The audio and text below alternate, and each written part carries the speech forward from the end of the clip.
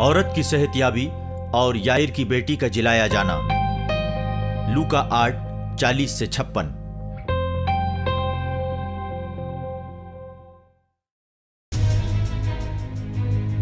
जब यसू लौटे तो लोगों ने उनका इस्तकबाल किया, क्योंकि सभी को उनका इंतजार था।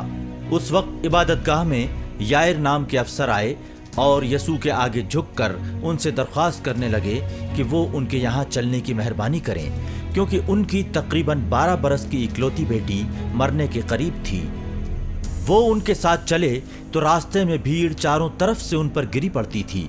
एक औरत जिसका 12 बरस से खून जारी था और जिसे कोई भी शिफायाब नहीं कर सका था, उसने पीछे से आकर यसू के लिबास के सिरे को छू लिया और उसी वक्त उसके खून का बहना बंद हो गया।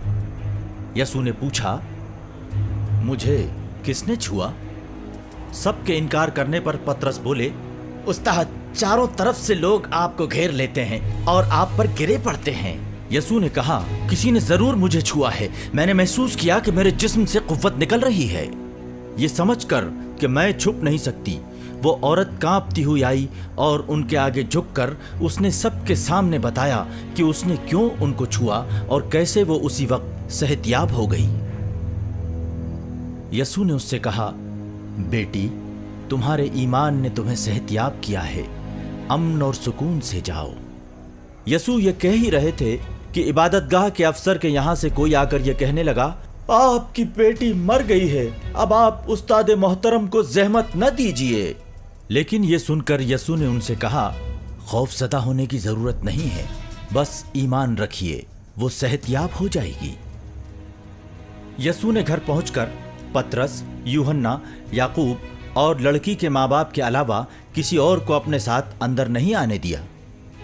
बच्ची की मौत पर सब रो रहे थे और गमज़दा थे। यसू ने उनसे कहा, मत रो, वो मरी नहीं है बल्कि सो रही है। वो उनका मजाक उड़ाने लगे, क्योंकि वो जानते थे कि वो बच्ची मर गई है। यसू ने लड़की का हाथ पकड़कर कहा, ऐ नन्ही लड़की, उठ जा। उसी लम्हे उस लड़की की रूह लौट आई। वो फौरन उठ खड़ी हुई। यसू ने उसे कुछ खिलाने को कहा। उसके माँ बाप हैरत ज़दा हो गए, लेकिन यसू ने हुक्म दिया कि वो इस वाक़े का जिक्र किसी से नहीं करें।